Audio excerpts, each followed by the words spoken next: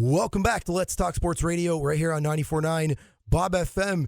Joining me now, direct from Toronto, Ontario, Canada, the host of the Mike on Much podcast, Mike Veerman. Mike, how are you doing today?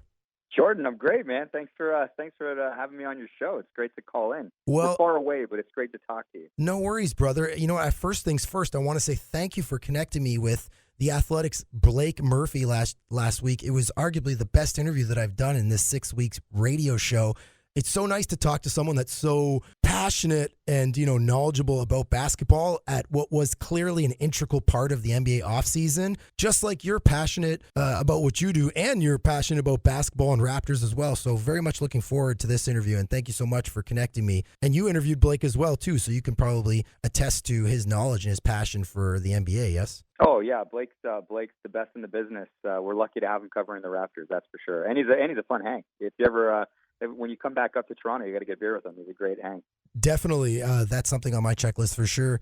Tell the listeners here in the Cayman Islands, you host a uber popular podcast. Some would say it's the most popular podcast in Canada, and it's still relatively young, but it's got a huge following, the Mike on Much podcast. Tell our listeners, what is the podcast about, and how did you come up with this idea, and how did it get going? Yeah, thanks.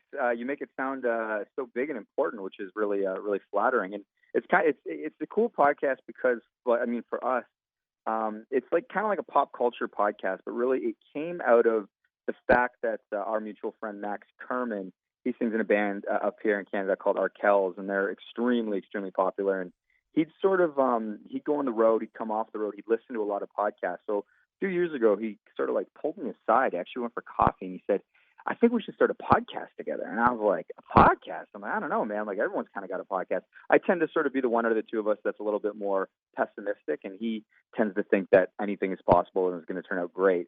So he was like, no, it'll be awesome, man. And so we started talking, and we figured out sort of a format. And so what the format is, we open sort of talking about our lives and what we've been up to. And for a lot of our listeners who are big Arkells fans, it's cool to hear Max talk about, I was just in New York City playing a show, or we were in Vancouver and did this festival, and he'll sort of share behind the scenes details. And then the middle of the show is what we call the feature interview. So we've been fortunate. We've done over 140 episodes, and everyone has had feature guests. So we've had everyone from guys from the Arcade Fire, Noel Gallagher, Sting, some of the biggest musicians. We've been very lucky. Alessia Cara, Shawn Mendes, tons of modern artists. And the goal was always, instead of doing sort of a quick 3-minute, sort of 5-minute fluff piece that you would see on sort of entertainment shows, we sort of said, if we're going to sit down with these artists, we want a long time. We want at least 25 minutes so that we can, look into their sort of their career and the way that they frame the business, and really get into the minutia of how creative people do their work. And then to finish the show, we bring in our hilarious friend, Shane Cunningham, who basically, his goal originally was to come on and be a pop culture expert, so he would talk about a movie or review an album. But from the very start, he just came on and started telling stories about going on Tinder dates and stuff like that. So and now he's married with a kid, then, so there you go. Yeah, people just wanted to hear about Shane's life. So we call that the dessert. It was always at the end of the show, and he grew a following of his own just based on being so funny. For listeners that are just hearing us for the first time, you're also all friends. You've been friends most of your lives, yes? Oh, yeah. Yeah, I think that's the real sort of if I were to guess what people maybe kind of get out of our show, it's that you're hearing, three really, really close friends sort of just hanging out for a full hour, talking about, a myriad of topics. And then also, hopefully, you get something out of the guest. This is not your full-time job. It has become a career for you, but you started, I believe, as a producer, yes? With Much Music, which is the MTV of Canada. Yeah, totally a side gig. Yeah, my day job is writing and directing and producing commercials. So talk about that kind of working in the music industry and working for Much Music, which is in downtown Toronto and has been, a pillar of music and videos and pop culture in itself for as long as I can remember in Canada. Was it like to kind of transition from working in Much Music to kind of having a podcast that kind of borrowed that brand, I guess? Yeah, for sure. Yeah. Mike on Much is definitely sort of a little play on that, because we did do it. The podcast is done and produced through in partnership with Much Studios, which is sort of another wing of that Much Music channel. But yeah, so I've been super lucky, Shane and I both, to have jobs in TV, sort of a regular gig writing and directing commercials in a thing they call the agency. And so we worked directly for the channel Much Music for a long time, and then now we've transitioned to all the different channels that are under the Bell Media banner. But it's an amazing day job, and like you said, Much Music was so iconic for us growing up that the fact that, we got to go there, or we get to go there every day and work in that building after watching, we grew up watching Intimate Interactives and all of these sort of iconic programs. And every time a huge star would come to Toronto, they would absolutely go to Much Music at 299 Queen Street West. So, I mean, we've been, like I said, so fortunate to work in TV, and it's so exciting, and it never really gets old for me. When we then decided to do this podcast, like you said, completely on the side, it's a total side gig for all of us, Shane, myself, and of course Max. He's got a pretty sweet day job himself in that band. But yeah, it kind of all felt like a really natural fit as far as sort of pop culture and then sort of behind the scenes of the industry. And we like to pull the curtain back, like with everything, whether it's like Max talking about being booked on a festival and what happens sort of behind the scenes with the other bands on the festival. Or, we did an episode where he has this hilarious story about meeting Sheryl Crow, and he embarrassed himself, and it's just really funny. And, Shane and I will talk about being at an industry thing, it's a Much Music party, and we'll talk about, why we embarrassed ourselves or something like that. And the thing we just really want to do with our podcast is like let people sort of, I don't know, just kind of see behind the curtain of whatever entertainment is in general. Yeah, it's interesting because, guys like you and us, we're in a similar age bracket. You grew up watching Much Music, like the Power Hour or like the VJ Search, you know what I mean? And then, years later, you end up essentially doing programming that you kind of wish you were in when you were a kid, right? Like if I had, if I was a kid and I was, because this is kind of conceptualized into a television show which people can stream and watch in Canada, which I think is fantastic, which shows that, it's got a huge following, which is that I'm not hyperbolizing. I think you guys are hitting it big. And so talk about that, because now this is no longer just a podcast. Now it's television programming in Canada. Yeah, I mean, things are going really well, which is awesome. And I guess, the right people were listening to our podcast as we were putting them out once a week. So on Crave here in Canada, it's like a streaming service, like sort of Netflix or anything else. They decided to commission a show. So we did an 8-episode season with huge guests. Like we Noel Gallagher traveled down to New York to talk to him. Sting and Shaggy were in. Leon Bridges. I don't know if you guys get Letterkenny down there, but the star of that show, Jared Kiso, Alessia Cara. We were really lucky, and basically we decided to do a sort of a television version of the audio, but there was a lot more visual elements. Shane does these things called digital desserts, so at the end, and he would sort of do these, he did a cooking show with Hayden Christensen from Star Wars. I'm sure people are familiar, but it ended up being hilarious and just sort of this sort of interesting different way. It's kind of like just a variety show. We kind of got like a late night talk show in a sense. So the three of us were thrilled, and it was amazing. And it looks like we're going to be doing a season 2, which I think is breaking news. I probably shouldn't be saying that, but whatever. Cayman Islands, small markets. You're on this high level where you're getting these high level musicians and interviews. Now you're going to Just for Laughs, which is the Canadian Comedy Festival in Montreal, which many people know about. Let me ask you a question. When you first started the podcast and now into television, what was the most difficult thing about finding these guests? Was it convincing them to do it, or how did that process work? Like as you went on week to week, now you're in the hundreds in terms of episodes. But when you first started, what were the biggest challenges? Was it chase producing guests or coming up with content, or what was the biggest challenges? That's such a great question, because that is kind of the trick.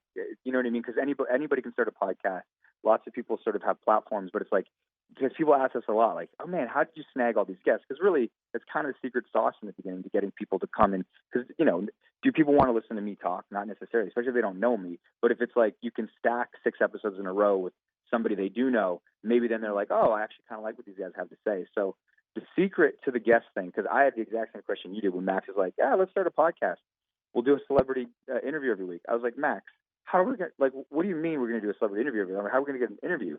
And Max just said, well, for the first few, he goes, I'm just going to call in favors. He's and then after that, it'll be fine. He's maybe we'll talk too much. We'll pitch. I was actually, you might be on to something here. So I was so our first few episodes are literally Max, who's in Arkells, like I mentioned, just him calling in favors. So one of our first guests were Men Over Steeg from Colorado, and his wife is Annie Murphy. She's on that show Schitt's Creek up here in Canada. They got it now. And so they were our first guests. and they were like a favorite. And then Lights is a big musician. She knew Max. So basically people agreed to come on the first 4 without knowing who the hell I was. And then what happened is I ended up being, I guess, kind of all right at having a conversation with these people and not feeling so much like an interview. And then the Much people, they heard that, and then they started going, okay, maybe we have something here. And what happened is they started funneling us guests. So like someone like Josh Groban, or I don't know, I'm trying to think of like we've had people, but I always blank on all of these things whenever it happens. But like, let's say someone like Noel Gallagher, of Oasis, like, because we sort of had a framework now of like 10 or 12 long form interviews that I sat down with people, all the people that sort of are the gatekeepers at Much and Bell Media, what would happen is they'd be like, okay, there's this opportunity. The label wants people to go talk to Noel in New York City because he's got this record coming out. We feel comfortable sending Mike because his podcast, we've heard him sit down with Scott Whalen from Stone Temple Pilots, and we've heard him sit down with Frank Turner and all these people. So then it's like, then you start to get them, and it's kind of like anything. Once a publicist, because the publicist doesn't listen to our show, but if they hear that we've had so-and-so, then they're like, oh, okay, it's vetted. It's like kind of like anything. You kind of got to fake it. It's like once you get like, I remember the first real guest we ever had that wasn't a friend or like a favor was Josh Groban. And then once we had Josh Groban, it was like people were like, oh, Josh Groban did the show? Okay, I'll do the show. And then someone else will do the show. And then it's kind of like once you get like one really big name, they're like, oh, Sting's been on his show? Okay, like, but it is hard at first, 100%. Noel Gallagher, what was it like to interview him? Amazing, really intimidating. I was a huge Oasis fan growing up, so it was kind of like a real sort of, it was nerve-wracking because I went by myself to do that one, and as we do, Max produces the show, and he sort of he really helps curate the questions, and sort of we come up with questions together and how we want like the thread of the interview to go and things like that. And so like we were doing a lot of prep. I was like on the flight to New York. I don't know. I was just very sort of like, I was more nervous than I don't really get nervous at all anymore because everything I think of is just a conversation. I'm like, say you're a plumber in a bar having a drink or a doctor in a bar having a drink. If you and I would have a conversation, how would it sound like? I try to apply that to any conversation I have with any of our like high profile guests or whatever. So I don't get too like worked up about anything. But Noel was very sort of, it felt big because one, I was going to him in New York. Two, I was a huge Oasis fan. And 3, he doesn't really suffer fools. Like I've seen him be a dick to interviewers like on YouTube.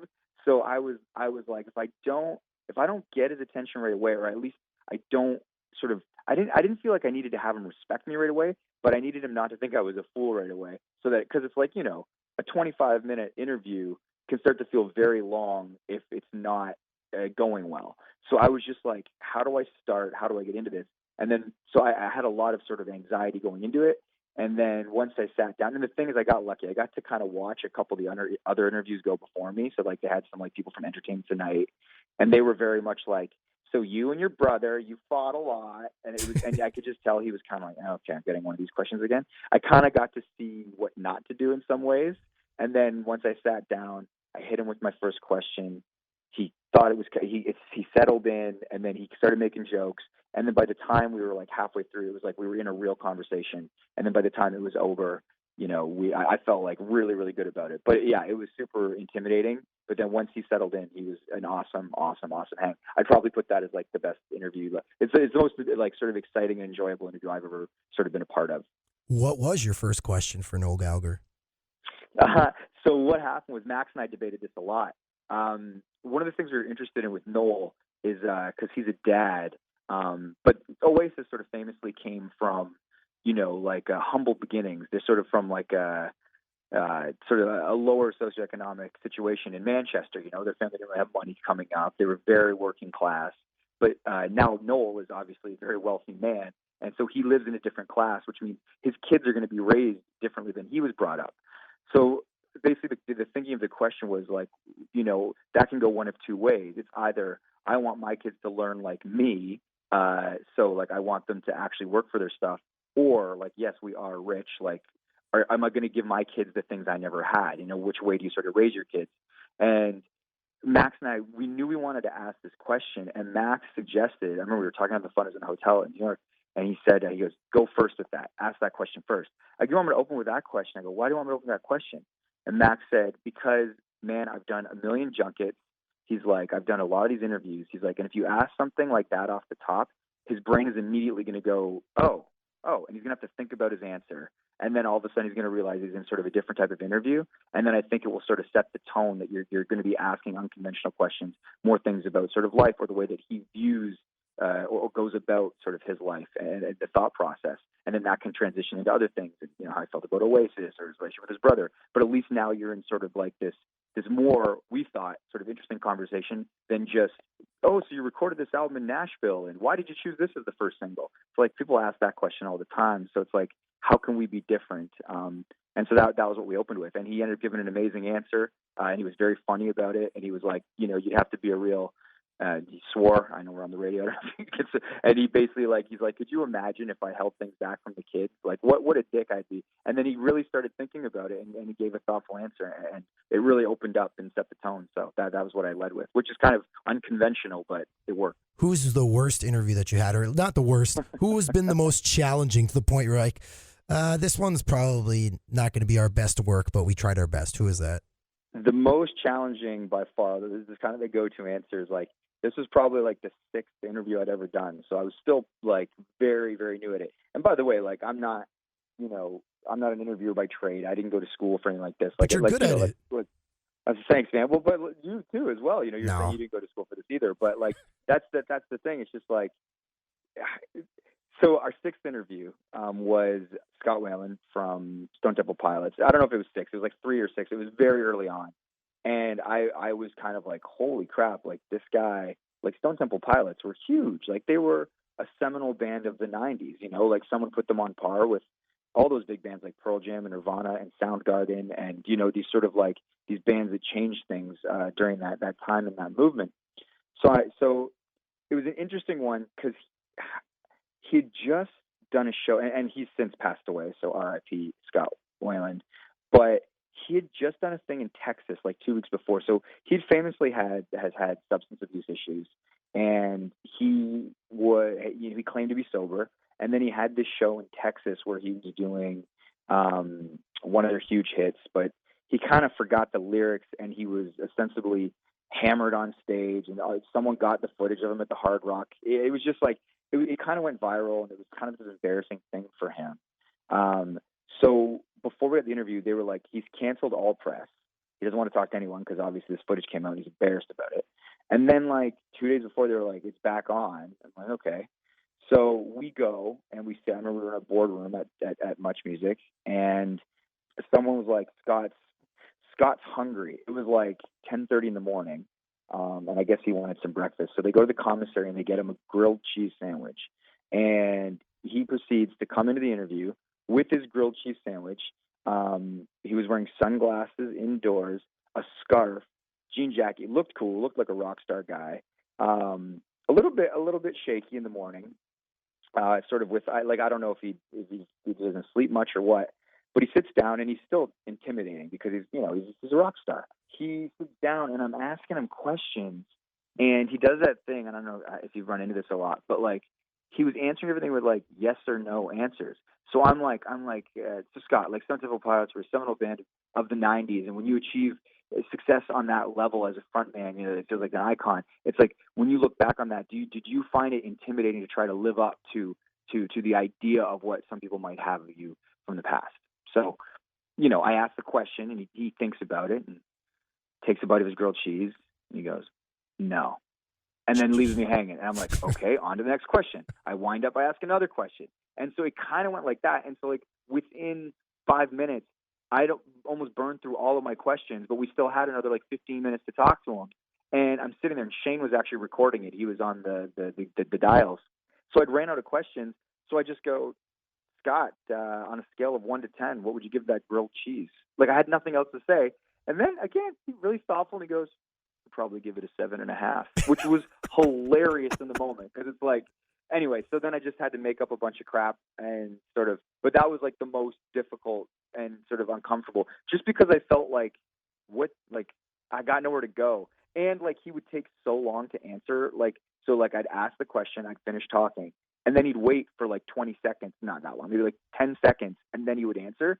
So there was these sort of long pauses that when we edited the interview for the podcast, I actually had to take the pauses out just because it was so unbearable for me to listen back to. So it's like I kind of like sped him up a little bit in his response time. So that was like, as like a guy that was like in my first few interviews, that was very intimidating. And I was like, oh, this when that doesn't go well, that's the worst feeling in the world, and et cetera, et cetera. And then, yeah, like 6 months later or something, he passed away, sadly. You did that interview. Yeah, did he pass? It was the same year. It was like 3 months or 6 months. I can't remember, but we were shocked. We were, of course, like everybody, we were just like, man, like that's tough. And listen, I asked him about his history of substance abuse and how, certain people felt like he had maybe, he was back in a bad way, and he addressed those people. And yeah, like, I mean, I haven't listened back to that interview in 2 years, so maybe if I wouldn't be so harsh on myself as I listen to it now, but at the time I was like, oh man, like I felt like I could have done better, and that he really wasn't interested in being in a conversation, which, by the way, is totally fine. It's his prerogative. Like, who knows if it's his label that's making him do press or what, but but then he passed away, and it was all very sad. And I think I said that very exact sentence to you last time I came home to Canada, like 12 months ago when you interviewed Zach Lowe. I said, Mike, you were asking things that I would hope to ask Zach Lowe, the NBA reporter from ESPN. And that was like obviously I'm a sports guy, so I love sports. That interview you did with Zach Lowe, he obviously has his wife that's Croatian, that's has family in Toronto, and he spends a lot of time in Toronto. That was like my absolute favorite interview that you guys have done is with Zach Lowe. Let's transition to sports. You guys have done. By the way, I'll just say, you mentioned Zach Lowe. He's up there, like with Noel Gallagher, like as far as interviews and conversations that we've done, because I'm like a diehard NBA fan. I love the NBA, and Zach Lowe's like my favorite NBA sports writer. Me too. The fact that Max was able to secure him for the show, that was a Max get. Max worked his connections, backdoored stuff, because there's podcasters that can't get him that are like really big in the sports world, and so we got that through Max, through Jonah Carey, actually, of all people. So that was Canadian a Max baseball writer. That's right, who's tight with Zach. So then it was like Max knows Jonah vouched for Max, then Zach came on our show during the playoffs last year. Yeah, that was wild. I think when I decided I wanted to get into sports and start to get into radio and television, like Zach Lowe was one of the guys where I'm like, when he started to do the low post, and I've listened to the BS report when it was the old school Bill Simmons. I know you did too. It's like the way that those guys have that conversation where they're inquisitive but super knowledgeable. It's just like I could listen to those podcasts nonstop, especially Zach Lowe. Let's transition to basketball. You've even made an appearance, I believe, on Open Gym on Raptors TV. Am I right? Oh, big time. Yeah. What Yeah, I've been on that. I can talk hoops. Yeah, I love talking hoops. No, I mean, let's start with the latest news. So we obviously last Saturday I go to bed nice and early, wake up, I got my show the next day, 1 a.m, Saturday early or late Friday, however you want to term it. Kawhi agrees to a 4-year deal. 5 days later, it turns out it's only a 2-year deal with a player option. Now there's all this noise coming out. Fans are upset that Kawhi left and this and that. There's so much Kawhi talk, obviously, because he won the MVP and he led Canada to their first NBA championship. I believe you guys also went to a few games in Toronto.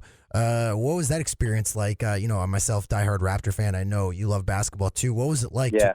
And I think you also went to the parade as well. What was it like to be in Toronto for this historic run, which ended in the Raptors winning their first franchise title?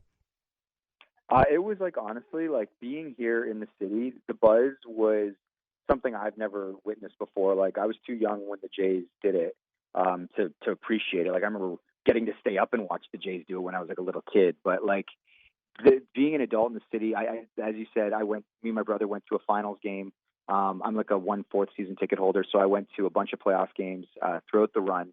I was there when they clinched the conference final against Milwaukee. So like the streets were going wild on the conference final clinch, not even the championship.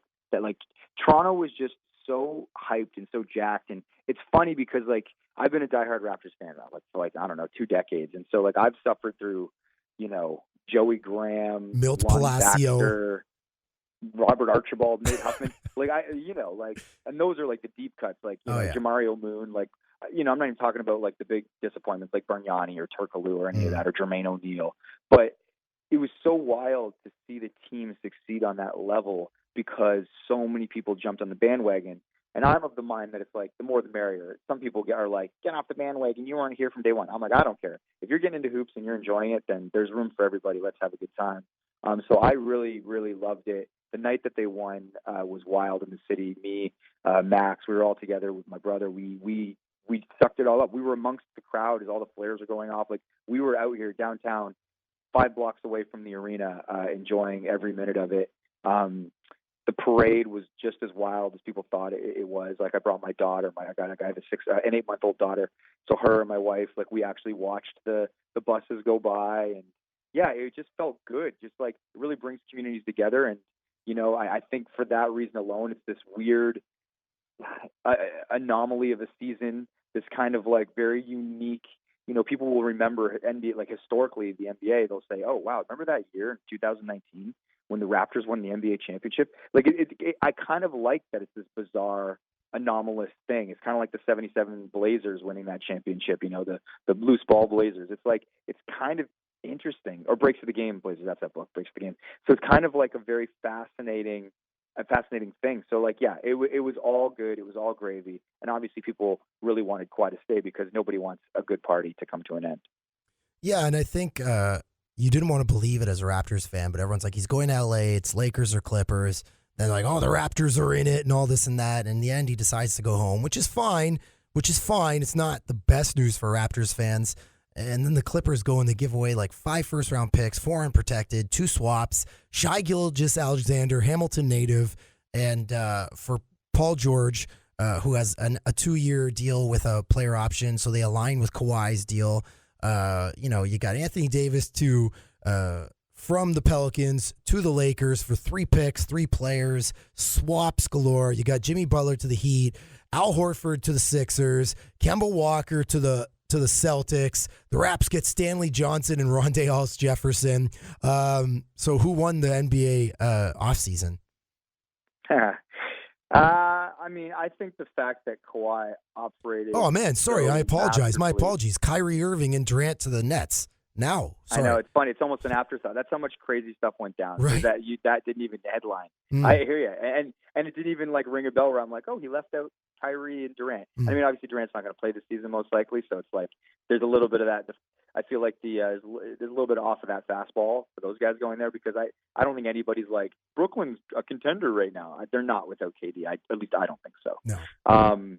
But I think the Clippers and Kawhi won the offseason for sure, man. Like, the way that Kawhi and his camp operated very clandestinely, you know, the Paul George thing, like, I don't know, man, like they did it. Like, and hats off to the Clippers. You know, they pulled through. They sold the farm for Paul George, and they got them Paul George and Kawhi Leonard. Nobody saw it coming. All the talking heads and all the pundits who were paid millions of dollars to go on TV, you know, the Stephen A. Smiths and the Jalen Roses and all of these people of the sort of big sports media companies, none of them had it right. You know, everybody was kind of guessing and howling into the wind, and Kawhi and his people were just sort of doing their own thing. So hats off to them. Am I bummed that he didn't stay in Toronto? Of course. Did I think it was absolutely a possibility? 100%. He always said that. All you had to do was listen to the guy talk. Even at the parade when he was on stage, you know, he was telling the crowd, enjoy this moment. You earned it, you know, you enjoy this moment. It's like he always talked like a guy that was like, don't take anything for granted. This is great. Like, I think other people in those situations swept up in the emotion would be like, let's do it again, or you're the greatest city in the world, or I love the city of Toronto. You know, he never talked like that. He was always very kind of measured. And I think that's why most people are cool. Like, I don't know, like, I haven't run into anybody that's like, he's a traitor or I hate him. You know, it's not like Vince or anything like that, how people felt about Bosh after he left and kind of left us high and dry. Like, the guy showed up, he delivered a championship, he won his MVP, and then he went back home, and he never said he was going to do anything but that. So I think there's probably a lot of kids disappointed, a bunch of 9-year-olds that fell in love with the NBA over the last 6 months. It was probably difficult for their parents to be like, you know, it was probably a tough lesson about hero worship and the fact that these people are just people with jobs at the end of the day as well, you know. But that's a larger question, I guess. It's an existential question about what we root for anyway. Yeah, I think the next thing would be, where do the Raptors go from here? Obviously, you got one more year. I asked this to Blake. I'll ask it to you as well. Do Lowry, Ibaka, and Gasol expiring deals this last year, their contracts, do you see how the season goes and then move them towards the end when people want, kind of leaders and senior, kind of those veteran players for a playoff run, or do you just let them go out on a high note and then just start a rebuild next year around Siakam? What do you do? You're the GM of the Raptors. What do you do, Mike? Oh, okay. When you put it that way, so my answer about what do they do? Whatever Masai chooses, I am down, because I am of the camp that Masai is the most important Raptor of all time. As long as we have him, I feel very confident. I think he's probably more valuable than most players, just because I think management and good leadership is top down 100%. And if you have a fool at the top making decisions, it doesn't matter how good the players are. So what would I do if I was the GM? I've gone back and forth on this. So I guess depending on the return you would get for expiring contracts, and it's not like people have a lot. All the contenders have spent all of their picks and everything. So it's like, they're probably not in the market for a Lowry or an Ibaka or Gasol. I can't see a lot of the sort of like younger sort of bubble teams necessarily giving up too much. But what I would do is I think you bring back this whole team. I think you roll them out. You let them have the ring ceremony on opening night. You raise the banner. At least, 9 of the guys on the floor will be 9 of the championship dudes. You got to let Kyle Lowry get his ring last. Let the place go insane. Let us all feel good. It's going to be a weird victory lap season anyway, because obviously we're not totally in contention to repeat. I wonder if the Raptors are going to get a Christmas Day game. That will be interesting if that still goes down. Maybe that's the Kawhi Leonard one they'll give us. Could you imagine that? Kawhi coming back to Toronto to get his ring on Christmas Day. Yeah, I mean, I'm very interested to see what they do next season. But if I was Masai, I would say, you know what? Let's just run it back. We're probably going to win 47 games. We'll probably get, beat in the second round. But this is a team of proud vets and young guys like Siakam. They want to have a winning season. They have pride. They don't want to be like, Kawhi left, let's just sell it all off. Maybe they're like, let's show the world that we weren't just Kawhi and the Kawhiettes, that we are a basketball team and that we won before he got here and we're going to win after he got here. And then at the end of the season next summer, you let all those 3 guys walk and you have $65 million in cap room. And, whether you spend it next summer or you wait for that crazy summer of 2022, that's or 2021, whatever that next one in the next 2 years is, that's going to have Giannis and Kawhi again. PG. Yeah. Interesting. What do you think of the Lakers? So I'd keep them, to answer. I'd keep them. I'd run it back and have a victory lap of the season. Let the fans have some fun. Yeah, I think so. I think Lowry deserves it. Ibaka's been a good soldier. Gasol had an incredible, run in the playoffs as at least the Sixers series where he really did a good job on Embiid. What do you think of the Lakers? I originally was skeptical about them because they only had 3 players under contract at one point, but now they got Rondo back. They got Avery Bradley, who I would have loved to play for Toronto. You got Danny Green from the Raptors, 2 years, $30 million. Jarrett Dudley to clap on the sidelines. You got DeMarcus Cousins for 3.5. You got JaVale McGee. Of course, you got Anthony Davis. You got Kuzma, the Canadian.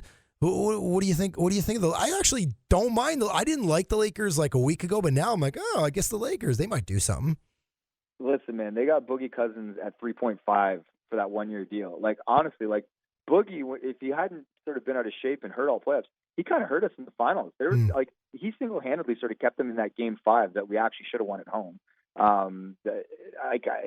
Boogie's a nice addition for them. I think the Lakers are going to be good. The question is, I think this is with the Clippers and the Lakers. Obviously, Kawhi is going to be back on load management, so he probably only plays 60 out of 82 games. Paul George just had both his shoulders operated on, so we'll see how many games he plays. Coming off surgery, too. For the Lakers. So, like, Anthony Davis doesn't historically play a lot of games during a season. LeBron James is, turning 35 this year, turning 36? I'm not sure what he's turning. It's like he's going to be on load management now. They seem that Kawhi gets to do it. So I'm very interested to see if these teams can build a huge cohesion going into the playoffs, 1.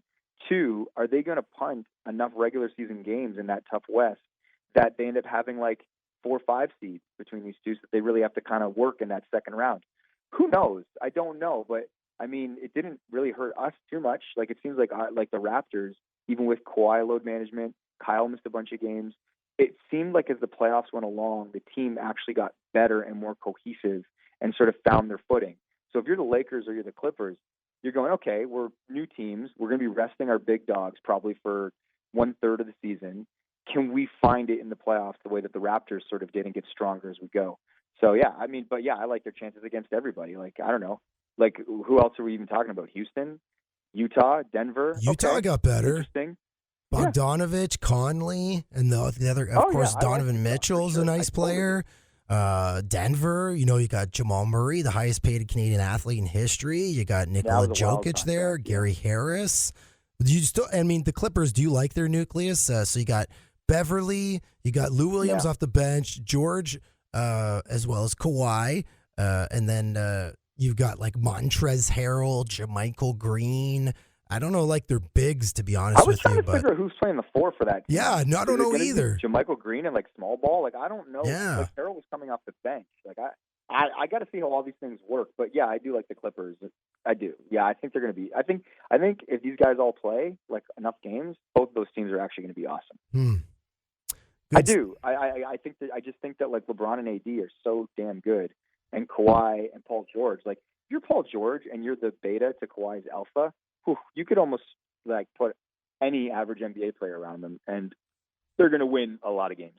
See, I think they're similar in the sense where they're wings that need the ball in their hand. Obviously, George is a little more stationary. I can see Kawhi being a drive and kick to George, kind of maybe similar to the way that him and Danny Green kind of operated, or him and Lowry, where it was kind of a drive and kick and circle the ball. You know what I mean? Like move the ball around the paint, drive kick, move the ball around the paint, just wait for an opening. But I mean, I don't know. I think they're a little too small, I would say. Montrezl Harrell and JaMychal Green don't do it for me under the basket. Yeah. I mean, we'll see. We'll see. Let me ask you this. I mean, I think they'll both be very good. Last question, and I'll let you go. I'm sure you've got many other things to do. Where do the Raptors finish? I think the Raptors finish 4th overall at best. Milwaukee 1st. Philly 2nd. Then Boston, then the Raptors, and then the Raptors play Miami in the playoffs 4-5. Followed by Indiana, and then I don't know after that. You didn't even have Brooklyn in there. Brooklyn, well, maybe Brooklyn at 7, and then the 8th seed. Detroit, they got Rose. Orlando was pretty good last year. I mean, one of those Charlotte's guys. Not going to do anything. No, Charlotte. Terry Rozier, $60 million. So yeah, I'm 4th. Raptors finish 4th. Get home court, but they're in the middle of the conference. Where do you think they finish? Last question. I like that. Yeah, no, I do. Listen, I think we're going to be a lot. If we run back this exact team, Nurse, like they know each other, they feel like champs. They're going to have a lot of pride about, what you think we're going to crumble because we just don't have Kawhi. 4 sounds good to me. But you know what wouldn't surprise me is if we even had a better record than that Celtics team. Like, I don't know, man. Really? Stuff happens. Like, I could see it. And by the way, like, I bet you they're going to load manage Giannis this year. I don't know. I feel like all the big dogs are going to start getting load managed.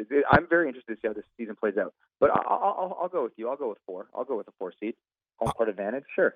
I'm pumped that Toronto basically popularized load management. That's what I'm pumped about. You know what I'm saying? Like that was our gift to the world. That was the legacy of this season.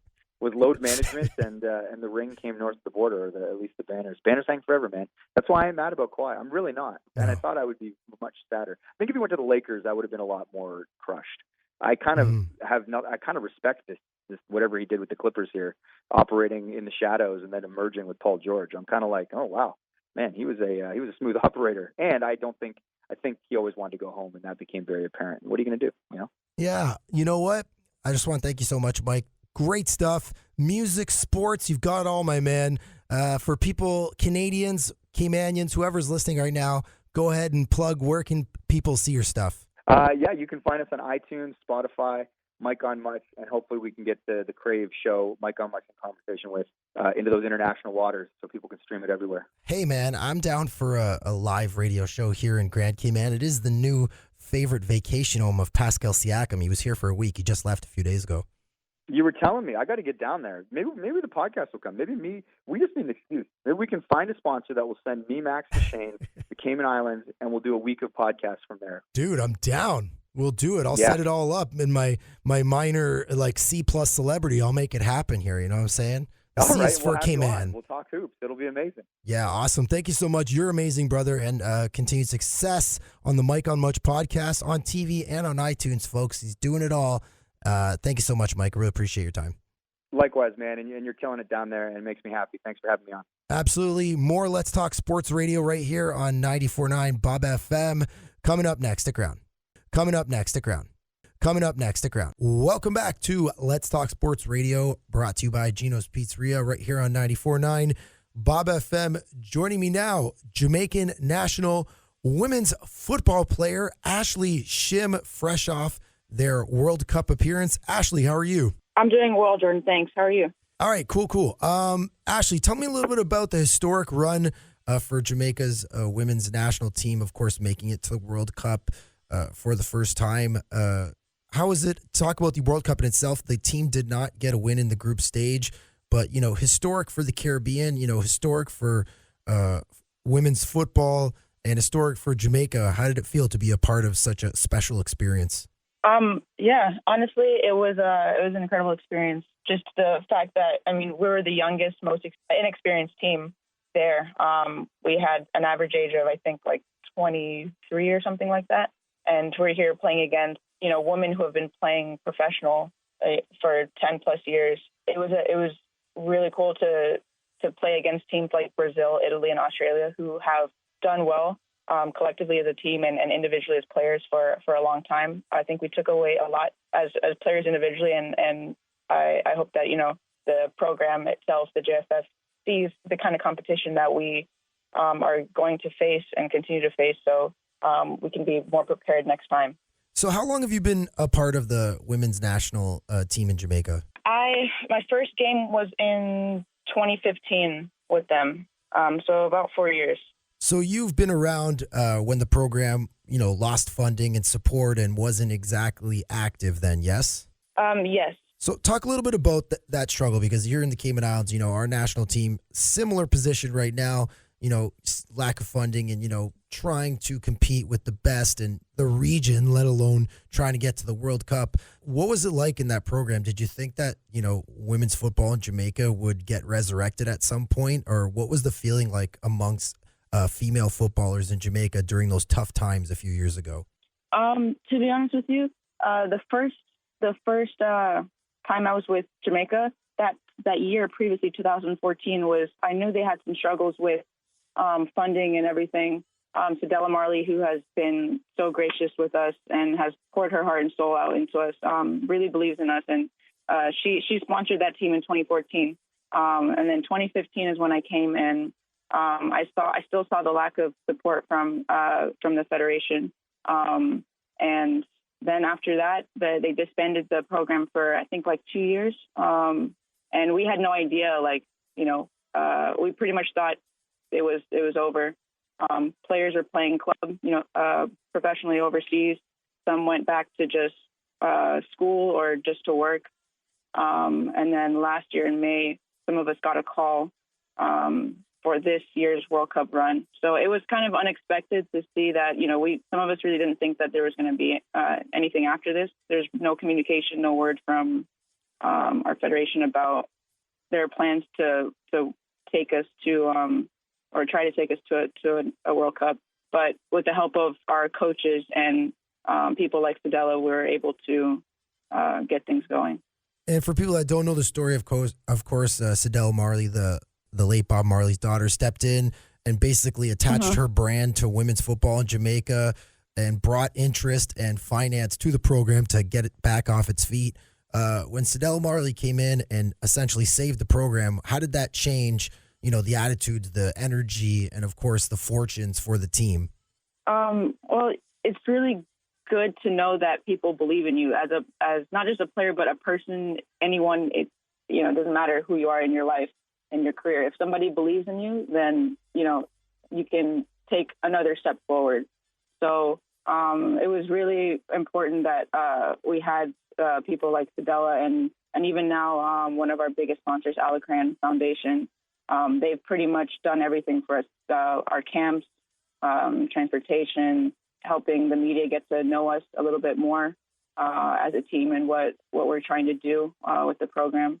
So they've been pivotal in our success. So you've returned from the World Cup. You're back into regular life. Like you said, some return to school, some go back to work. How has the attitude changed towards women's football in Jamaica? I think, honestly, we gained a lot of support. It was amazing to see just in the crowd, there were a lot of Jamaicans at our games. And a lot of us on the team got messages like in our Instagram, just from fans just saying, hey, we're so proud of you. What you've done for our country is incredible. Wish you the best success, and we hope to continue to see this team grow. So the fan support has definitely grown, and I think that is really important for just growth of women's football in Jamaica in itself. So obviously playing in the World Cup is a once-in-a-lifetime experience for yourself. Who knows? It might be the only time you play in a World Cup. What was it like to be, amongst some of the best women's footballers in the world? It was kind of like a reality check in two ways. I would say one, first, it's kind of like, wow, I really am one of the best players in the world. We all are one of the best players in the world because we're sitting here in a tournament where only the best teams are called to play. And the second way, I would say it's like, this is where the competition is at. And now how can I and how can my team, how can this program improve ourselves and step up to now even compete at a higher level with this competition. So when the team was obviously going through struggles and, financing and not knowing what was next, what did you as a group, what did you do to kind of stay positive and in terms of training, or like how did you keep it together and not give up, I guess? I mean, it was definitely difficult. There's a lot of different things going on inside, but I think that just the bond that we try to keep with each other as a team is so important. The relationships that we form with each other as teammates, the love and respect there, the camaraderie. I think that's honestly what got us through qualifying rounds. And I think that's the most important part of a team, that chemistry. And I think that's what helped it to keep us going. Here in the Cayman Islands, much like in Jamaica, obviously Jamaica's a significantly bigger population. Amateur sports is a big part of the culture. And, there are athletes here, mid to late 20s, some in their early 30s, representing the Cayman Islands around the world. Sometimes they're participating just for the sake of representing the Cayman Islands. The fact of the matter is the people that represent the country are the same people that are accountants and things like that. Even yourself, you are someone that has a life outside of football. What is the biggest challenge, being an amateur athlete, in a market like Jamaica, in a sport like women's football? The biggest challenge, I think, is honestly, if you're not a self-motivated person, it's going to be really hard to do what some of these players do, because the salary just isn't there. Financially, it doesn't make sense to play football as a career. So you find a lot of players balancing work, sometimes school, sometimes players are still in school, balancing work, school, and then finding a time to train. For me, I'm out of school now. I've been out of school for a while. I'm a full-time coach here, full-time trainer. So between my work, I'm finding ways, I obviously put in my schedule, but I have to find ways to train at least twice a day because I have to get the same amount of reps. I have to get the same amount of conditioning. I have to get the same amount of everything that my teammates and my counterparts are playing at their respective clubs and schools. Between like strength workouts, between conditioning, between touching the ball, between finding, I would be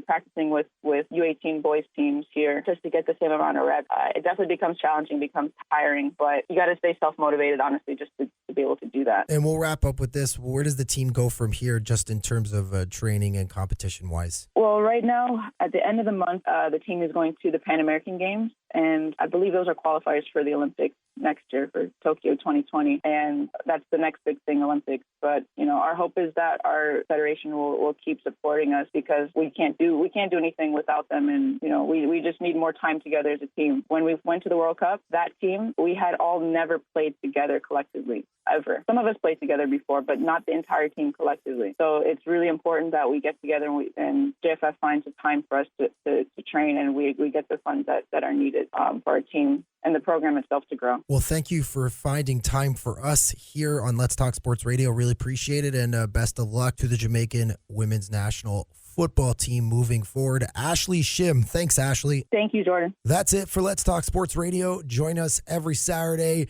at 9 a.m. right here on 94.9 Bob FM, brought to you by Gino's Pizzeria. For Early's Media, I'm a sports guy, and I'm out.